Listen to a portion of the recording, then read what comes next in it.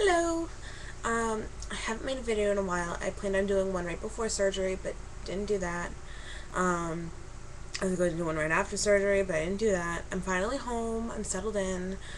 I'm sore. I'm very sore. I don't know why I thought I wouldn't be this sore. I mean, miracles of medicine, it's still an invasive surgery. I'm going to do a couple different videos. One, I will show my tummy, and I will show my incisions. I'm going to do one about medications, and I'm going to do one about, I don't know what else, maybe I'll just do two. Medications I'll do first. So I was discharged on the Roxaset, which is oxycodone. It comes in this bottle. It tastes like cough syrup. It's terrible, but it makes me feel better. Most of these medications taste terrible, especially the ones that you have to grind up. Like, we've got Actigall, because I still have my gallbladder, and it's to prevent gallstones. I have to take it for 6 months after surgery, and it comes in capsules, and you have to take apart the little capsules and then dump it in whatever.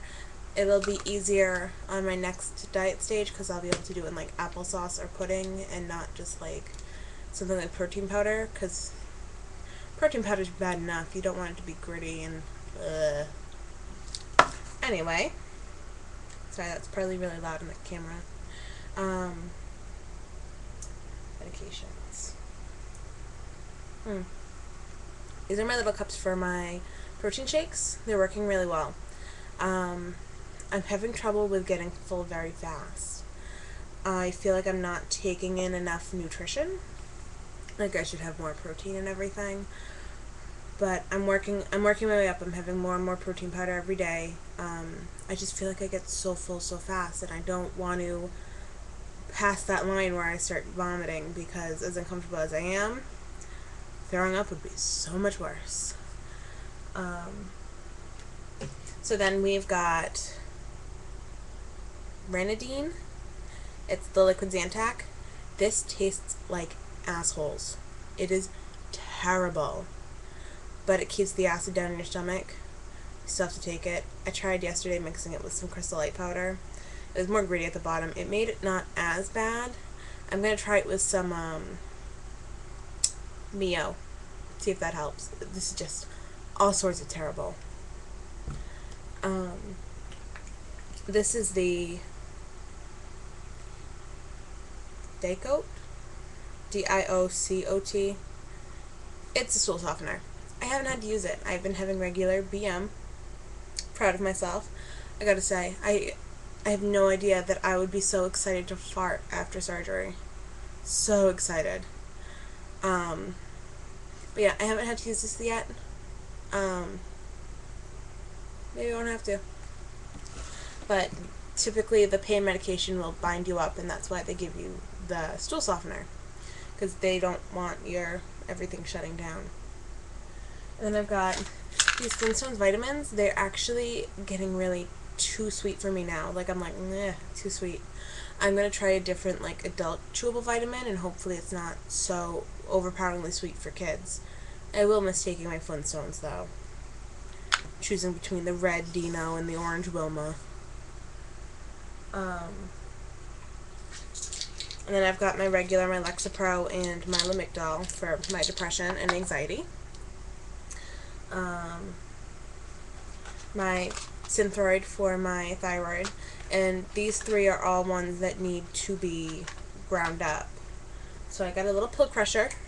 I don't think it works that well. I think I'm going to get a mortar and pedestal and do it that way. It'll make it a lot finer. There's still some pretty good chunks. It doesn't really close like all the way. But I do what I can. $7 at CVS.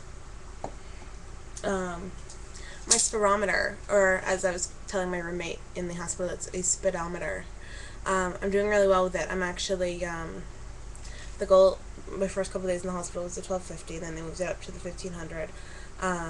I'm getting more up here now. but it's the breathing in because you want to reinflate your lungs and everything after surgery, because of the anesthesia. You would want to make sure everything's going well. I'll show you how this little ditty works. Coughing is a good thing. It hurts, but it's a very good thing. It gets everything moving.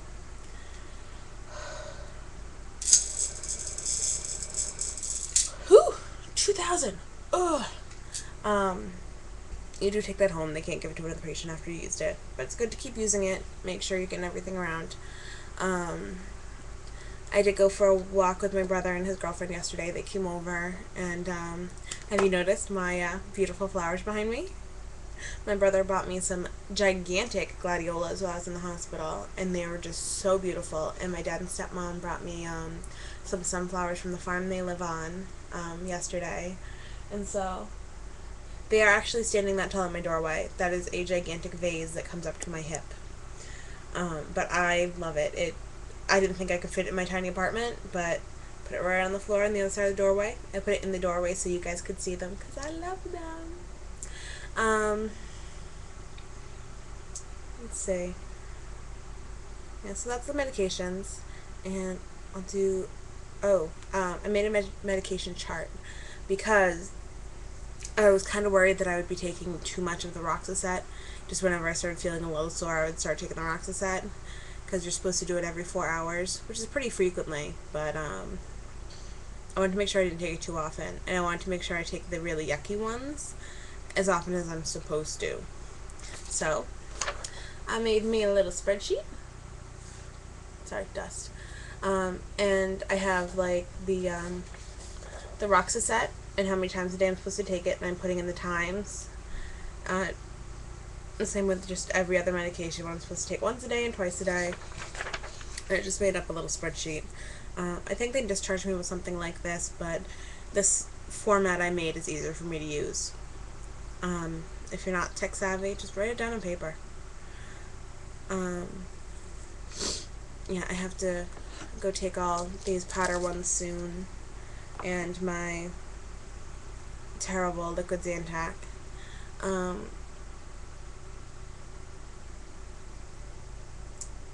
Yeah, medications. Woo!